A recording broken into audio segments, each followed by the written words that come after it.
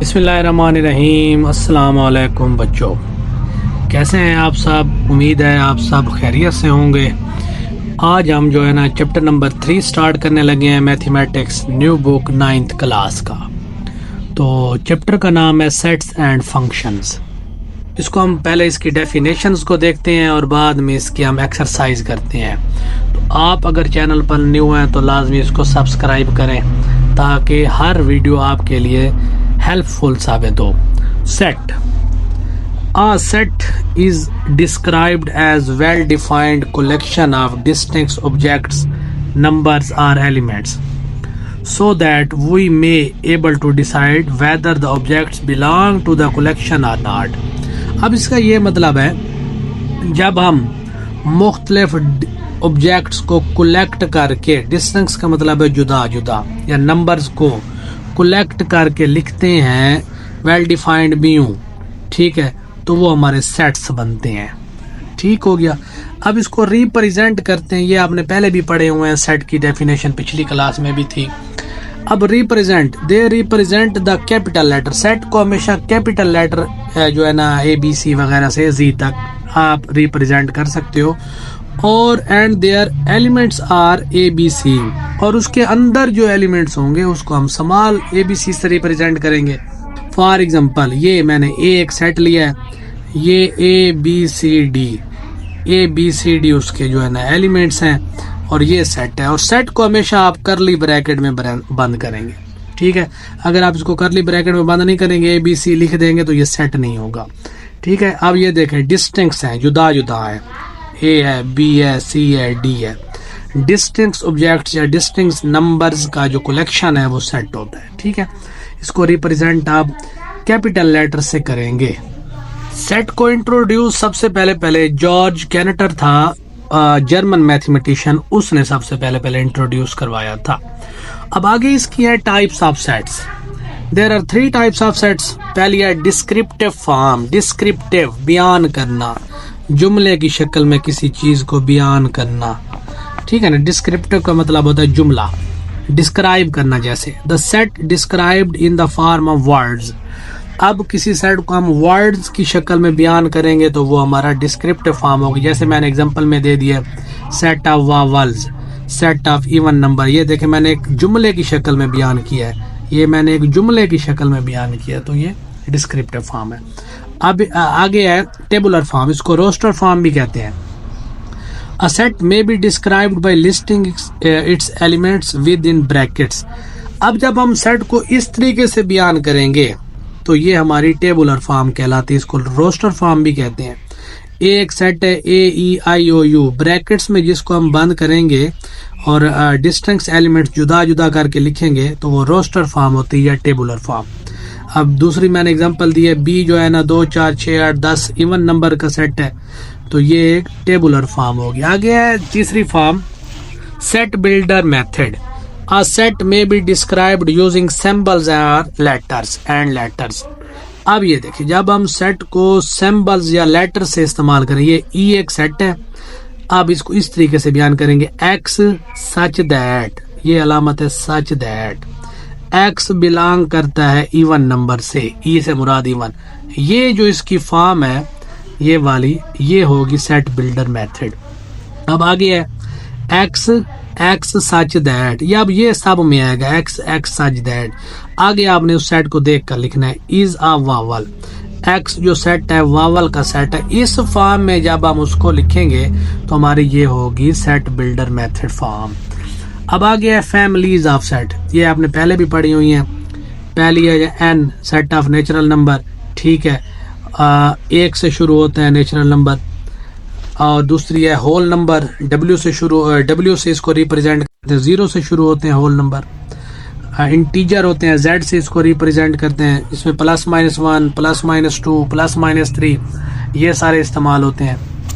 चौथी जो है ना सेट ऑफ इवन नंबर है, इसमें आप इवन नंबर जो है ना 0 +-2 +-4 +-6 +-8 up to so on even number का सेट कहलाता है। ऑड नंबर का सेट O से रिप्रेजेंट करते हैं, +-1 +-3 +-5 अप टू सो ऑन। अब P से मुराद set of prime number, prime number वो होते हैं जो खुद अपने आप पे डिवाइड हो, उस पे और कोई टेबल ना आ जाए। 2, 3, 5, 7, 11, 13 इनको अगर आप देखें तो ये प्राइम नंबर है, ये इट सेल्फ है अपने आप का, इस पे और कोई टेबल नहीं जाता। अब आगे जो है ना वो है सेट ऑफ रेशनल नंबर, इसको क्यू से रिप्रेजेंट करते हैं। अब इसकी सेट बिल्डर फॉर्म ये होगी x such that x belong है पी बटा क्यू। रेशनल नंबर की ये डेफिनेशन थी ना पीछे जो हमने पहले चैप्टर में पढ़ी थी, जो पी बटा क्यू की शक्ल में लिखे जाए, पी और क्यू दोनों जेड इंटीजर में से हो और क्यू 0 ना हो, ठीक है। उसके बाद है Q dash set of irrational number, जो पी बटा क्यू की शक्ल में ना लिखे जाए उसको क्यू डैश से रिप्रेजेंट करते हैं इरेशनल को। आगे है R set of real number, ये होता है रेशनल का और इरेशनल का यूनियन जो है ना वो सेट ऑफ रियल नंबर कहलाता है। उसके बाद हमारे पास है singleton set, a set which has only one element is called. अब ये देखें जिसमें सिर्फ एक एलिमेंट हो, ये देखें एक एलिमेंट 3 है, एक एलिमेंट ए है, एक एलिमेंट है संडे, ठीक है ना। इसमें सिर्फ एक एलिमेंट हो वो सिंगलटन सेट कहलाता है। Empty set, a set with no element is called empty set. इसको नल सेट भी कहते हैं, वॉइड सेट भी कहते हैं। इट इज डिनोटेड बाय, इसको फाई इस तरह रिप्रेजेंट करते हैं या खाली सेट इस तरह भी इसको रिप्रेजेंट करते हैं।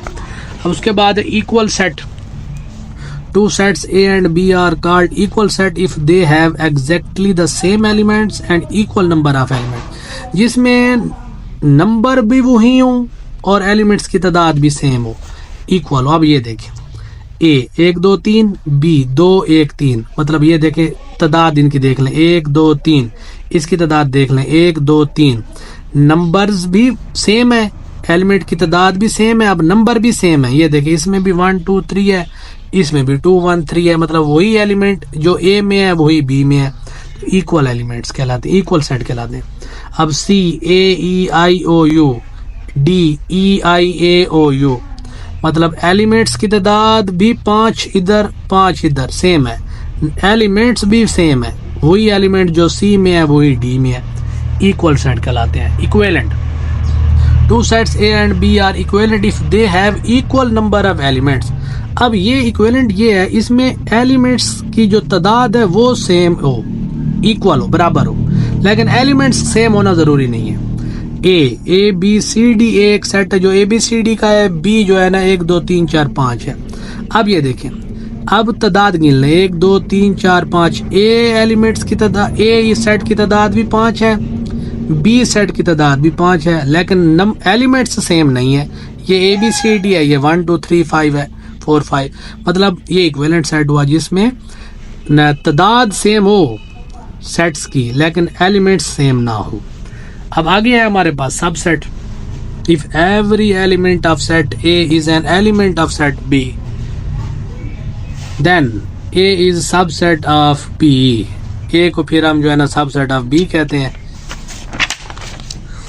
इसको जो ना हम सिंबॉलिकली रिप्रेजेंट करते हैं ए सबसेट बी का proper subset. If A is a subset of B and B contain at least one element that is not an element of A, B में कोई ऐसा एलिमेंट होगा जो ए में ना हो, एक ऐसा एलिमेंट होना चाहिए जो ए में ना हो, then A is called proper subset. अब ये देखें, N natural number 1 2 3, B W whole number 0 1 2 3।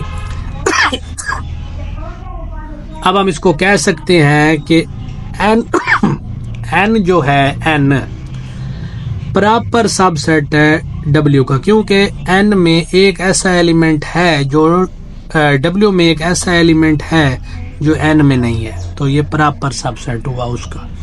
आ गया improper subset, if A is subset of B and A is equal to B then we say that A is an improper subset of B. अब ये देखें, ए जो है ना एक set है A B C का, बी जो सेट है सी ए बी का, सी जो सेट है ए बी सी डी का। अब ये देखें, ए जो है प्रॉपर सबसेट है बी का, सी का, क्योंकि ए का ए सी का एक ऐसा एलिमेंट है जो ए में नहीं है। बी जो है प्रॉपर सबसेट है सी का, क्योंकि सी का एक ऐसा एलिमेंट है जो बी में नहीं है। लेकिन ए इज इक्वल टू बी, ए और बी बराबर है, ये उसका इम्प्रॉपर सबसेट हुआ। ठीक है जी। उसके बाद हमारे पास है universal set, the set that contain all objects और elements under consideration is called universal set, it is denoted by U. इसको यू से रिप्रेजेंट करते हैं। Power set, the set contain all possible subset of the set S is called power set, it is denoted by P of S. एक set है A B C,